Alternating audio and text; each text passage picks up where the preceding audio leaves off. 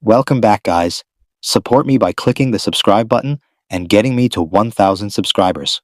Thank you so much. The Kansas City Chiefs won 3 Super Bowls in 4 years. Patrick Mahomes threw for over 5,200 yards in 2022, the best season of his career, maybe the best single season any quarterback had produced in a decade. The dynasty was not just real, it felt permanent, built to last, a machine that kept producing regardless of what the rest of the league threw at it. Then 2025 happened. 6 wins, 11 losses. The first missed playoff appearance since 2014. Mahomes on a surgical table in Dallas with 2 torn ligaments in his left knee. And a front office that entered the offseason $57 million over the salary cap. The worst projected position in the entire NFL. Here is what nobody is saying clearly. The dynasty did not collapse in 2025. It collapsed over 5 years. The knee injury just made it impossible to hide anymore. What the Chiefs built between 2018 and 2022 was real. What they built between 2022 and 2025 was the appearance of a dynasty held together by contract restructures, manufactured primetime exposure, and one quarterback doing things with a depleted roster that no quarterback should have been able to do. The system kept winning, barely, then not at all, while the people running it kept deferring every hard decision to a future that eventually arrived. This is the story of how that happened. March 23rd, 2022. The Chiefs traded Tyreek Hill to the Miami Dolphins for 5 draft picks, including the 29th overall selection in that year's draft. The press release called it a difficult decision made in the best interest of the team. General Manager Brett Veach talked about cap space and roster flexibility. Andy Reid said he was happy for Hill and wished him well.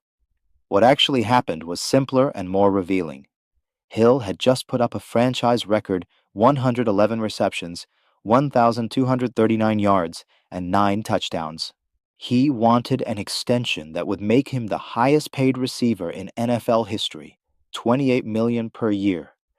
The Chiefs offered something short of that. Talks broke down. And when Veach sat down with the salary cap figures, the math was unambiguous. Mahomes was locked in at maximum quarterback money. Chris Jones was locked in at maximum defensive tackle money. Travis Kelce was locked in at tight end money. Joe Thuney was locked in at guard money. There was no room for a $28 million receiver. Not in 2022, and not in any year the current contract structure could see clearly. So Hill went to Miami, and Veach went on record with a philosophy that would define the next 3 years of Chiefs roster construction. Receivers, he told reporters, were a free agency position. You did not need to draft them high or pay them elite money. You found value later in the draft, or you signed veterans on short-term deals, or you let Mahomes figure it out. It is worth sitting with that logic for a moment, because it is not obviously wrong. The Chiefs had won 2 Super Bowls with Hill, but they had also won one without him, in the 2019 season when he missed time. Mahomes had proven he could manufacture touchdowns with a depleted supporting cast. Veach was not making an irrational calculation. He was making a calculation that assumed the cost of underinvesting at receiver would always be covered by the quarterback. That assumption held for 2 more years. Then it stopped holding. And when it stopped, the bill was already enormous. The 2022 season masked everything. Mahomes, without Hill, without 2 starting offensive tackles who had left in free agency, Orlando Brown Jr. to Cincinnati, Andrew Wiley to Washington, threw for 5,250 yards and 41 touchdowns. His EPA, the expected points added metric that measures quarterback efficiency above replacement, was 213.2. That number is extraordinary. To put it in context, Josh Allen, one of the 2 or 3 best quarterbacks in the league, produced an EPA of 153.3 in 2024, a year he was considered the front-runner for league MVP. Mahomes in 2022 was operating at a level that made the surrounding personnel almost irrelevant. The Chiefs went to the Super Bowl, beat the Eagles. Everything looked fine, but something changed in 2023 that the wins concealed. Mahomes' EPA dropped to 78, a number that in any other season with any other quarterback would have been treated as evidence of a serious offensive problem. His completion percentage over expected, a metric that controls for the difficulty of throws and measures raw accuracy relative to circumstances, went negative. His sack rate, the percentage of dropbacks that ended with him on the ground, climbed from 3.5% in 2022 to above 6% by 2024. The offensive line was deteriorating. The receiver core was rotating through veterans on one-year contracts. Juju Smith-Schuster, then Marquez Valdez-Scantling, then DeAndre Hopkins, each one a short-term patch where a long-term asset should have been. Kelsey, the one player who remained elite, was 34 years old, then 35, then 36. The Chiefs kept winning. 11 games in 2023, 15 in 2024, back-to-back Super Bowl trips. The coverage treated each season as confirmation of the dynasty's health. What the numbers were confirming was something different. That Patrick Mahomes was producing outcomes his supporting cast did not deserve, and that the front office had learned to treat his ability to do that as a permanent resource rather than a finite one. Here is the hidden cost the celebration never asked about. Every time Mahomes manufactured the fourth quarter win on a broken play, every time he scrambled to extend a drive behind an offensive line that had given up the pocket, every time he threw a touchdown to a receiver who should not have been on the field, each of those moments was doing two things simultaneously. It was winning the game, and it was giving Brett Veach evidence that the strategy was working. The 2024 season produced a 15-2 record and another Super Bowl appearance. It also produced the worst offensive DVOA the Chiefs had posted in the Mahomes era. They were 8th in offensive efficiency. 8th. A dynasty quarterback on a dynasty team, and the offense was outperformed by 7 other units in the league. They won anyway, barely, against an Eagles defense that then dismantled them 38-0 in the Super Bowl rematch the following February. A game in which Mahomes completed 21 of 32 passes for 257 yards, while his team gained 23 total yards in the first half. That Super Bowl LIX performance was not an anomaly. It was the honest accounting of what the offense had become in a game where the opponent was too good for Mahomes to manufacture something from nothing. And still, entering 2025, the structural problems were not addressed. The receiver room that going into the season featured Rashee Rice, suspended for 6 games for his role in a multi-car accident, playing on the final year of his rookie deal. Hollywood Brown, who had spent 2 seasons proving he could not stay healthy, and Xavier Worthy, a rookie who had shown genuine promise but had never played an NFL game. Juju Smith-Schuster was re-signed on another 1-year deal, the 5th time in 3 seasons the Chiefs had patched the position with a short-term veteran rather than investing a draft pick or a contract in a genuine long-term answer. An analysis of Arrowhead Pride's offensive review confirmed what the eye could see. When the season ended, only one skill position player on the entire roster had topped 600 receiving yards. That player was Travis Kelce, 36 years old. Rice appeared in 8 games. Brown was injured again. The offensive line, which had been deteriorating for 3 years, gave Mahomes 23 sacks before he tore his ACL in Week 15 against the Chargers. 23 sacks in 13 games. The player who had been restructuring his contract every year to give the front office cap room to supposedly rebuild the roster around him was running for his life every Sunday, and nobody in a position of authority had fixed the protection in 3 years of trying. This is where the contract architecture becomes the story spine. Mahomes signed his 10-year, $450 million extension in 2020, at the time the largest contract in North American team sports history. The structure of that deal was the deal's entire point. You lock in a generational quarterback for a decade and build around him. The assumption baked into every dollar of that contract was that the surrounding roster would be competitive, that the front office would use the decade of Mahomes' certainty to construct something genuinely durable. What happened instead was the opposite. Because Mahomes' cap hit kept rising, it was set to reach $78.2 million in 2026, meaning one player consuming more cap space than many entire position groups. The Chiefs restructured his contract, then restructured it again, then again. By 2026, they had restructured it 4 consecutive years, each time converting base salary into a signing bonus to spread the money forward, each time lowering the immediate cap hit while adding roughly $11 million to every subsequent season. The 2027 cap hit, after the most recent restructure, sits at $85 million. The 2028 hit will likely require another restructure before it arrives. This is not financial mismanagement in the traditional sense. It is a specific, deliberate choice. Prioritize staying competitive now over building structural stability later. And it worked for 3 more Super Bowl trips until it didn't. When the 2025 season ended with 6 wins and Mahomes on injured reserve, the Chiefs entered the offseason $57 million over the salary cap. Not a little over, not a manageable amount over. The worst projected cap position in the entire league.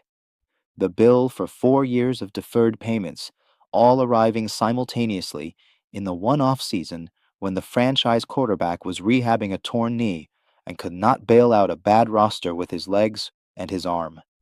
The restructure math is worth making concrete because it reveals the trap in its full dimensions. In 2026, after the latest conversion, Mahomes counts $34.65 million against the cap, a number that looks reasonable for an MVP quarterback. But that $34.65 million was purchased by adding $11 million to every year from 2027 through 2031. The money does not disappear, it moves. And with each year it moves, the Chiefs' ability to build a competitive roster around their quarterback in the back half of his prime shrinks further. By the time Mahomes is 33, 34, 35, the years when quarterbacks typically need the most support, when the legs slow and the pocket becomes less escapable, Kansas City will be paying for 2023, for 2024, for the wins they already banked. That is the hidden cost of the dynasty. Not that it failed, that the method of sustaining it made genuine rebuilding almost structurally impossible. Now consider what the NFL has done with this situation. The 2025 season ended with the Chiefs at 6-11, missing the playoffs, their franchise quarterback injured, their offense statistically ranked near the bottom of the league, their cap position the worst in football. A rational observer would look at that team and ask, how many primetime games should a 6-11 team command the following season? The answer, based on football merit alone, is somewhere between 3 and 5, maybe fewer. The NFL gave Kansas City 6 primetime or standalone games in 2026. 6. They put the Chiefs on Monday Night Football for the season opener against Denver. They scheduled Thanksgiving against Buffalo. They handed them a late-season gauntlet against the Rams and Bengals that only makes narrative sense if Mahomes is healthy, returning to form, and carrying the team back into the playoff picture. The Ringer documented this explicitly when the schedule dropped. The NFL had placed a 6-11 team with an injured quarterback on its biggest stages for the fall, and the schedule was constructed, their word was soft for the first 10 games, to give Mahomes time to recover before the schedule hardened. This is not coincidence. It is not favoritism, in the conspiratorial sense that the Chiefs' critics mean when they say the word. It is something more banal and more systemic.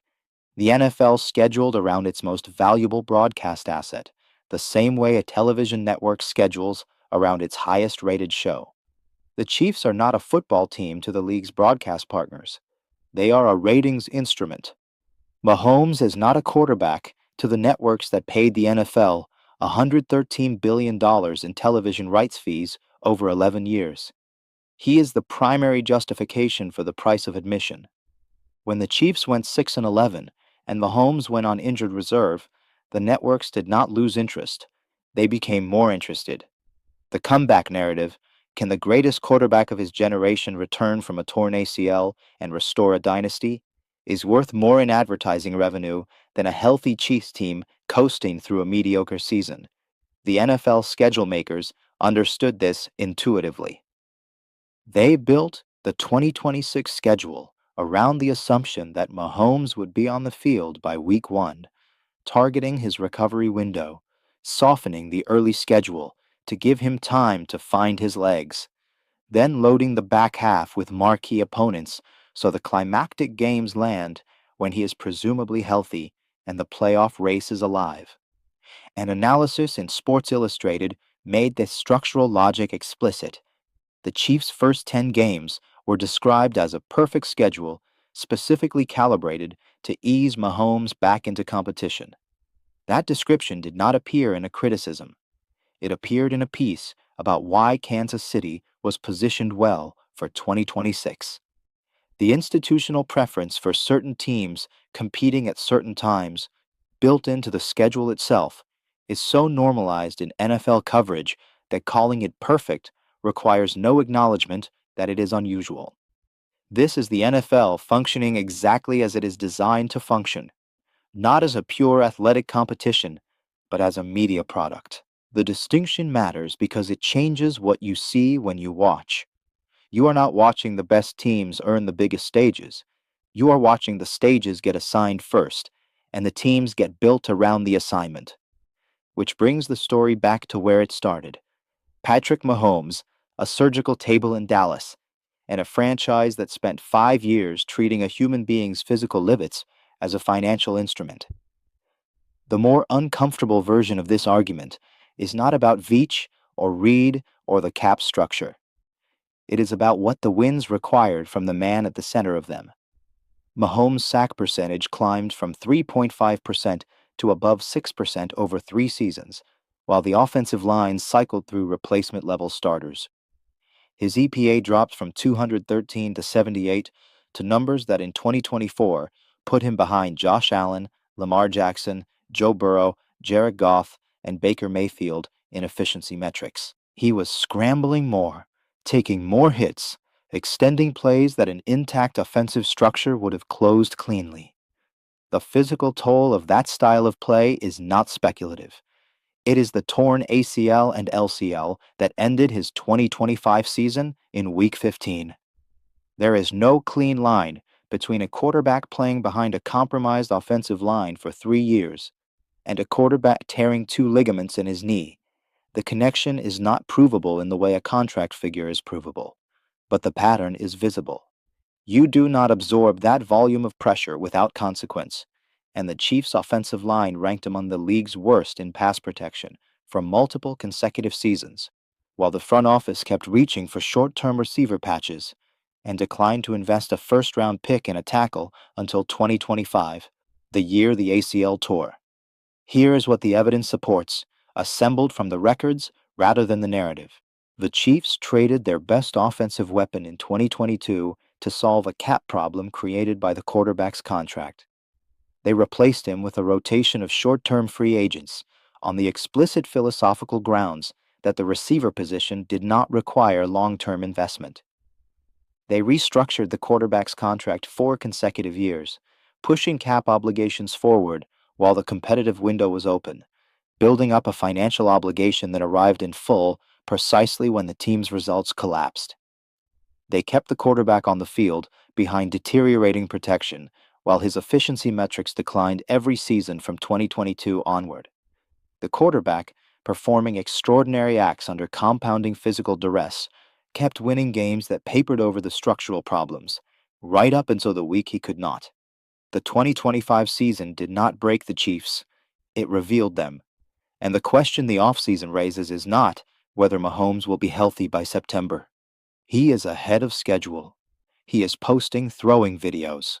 He will almost certainly play Week 1 against Denver on Monday Night Football, with the cameras on him and the narrative engine running full. The question is whether the structure has changed, or if the 4 consecutive contract restructures that built the debt will stop, or whether 2027 will bring a fifth.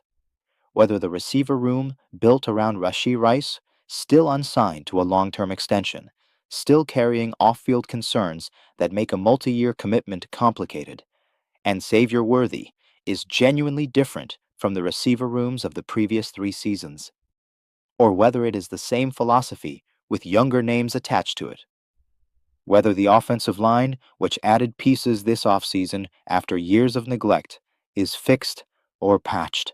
Whether Brett Veach's public admission that the team had holes on both sides of the ball entering the 2026 draft represents a genuine reckoning with the roster construction approach, or whether it is the same approach in a new wrapping. The NFL will not ask those questions on Monday Night Football in September.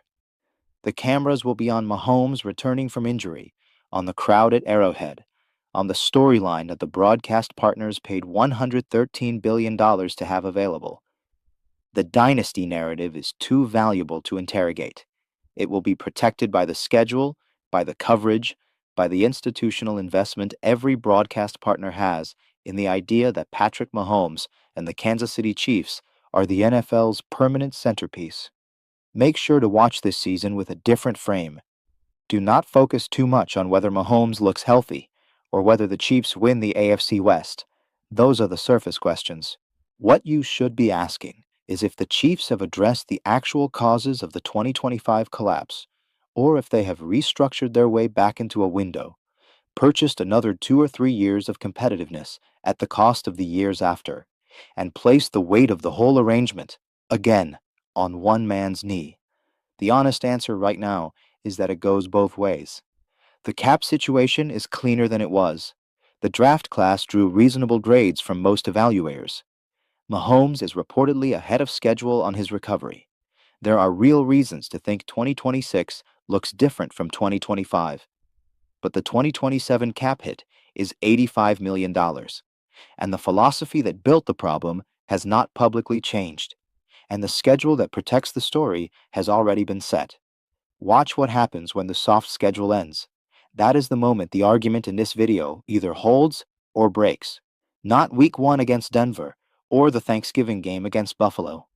The back half stretch, when the opponents get harder and Mahomes is either the quarterback who returned fully or the one managing a knee that cost him a season.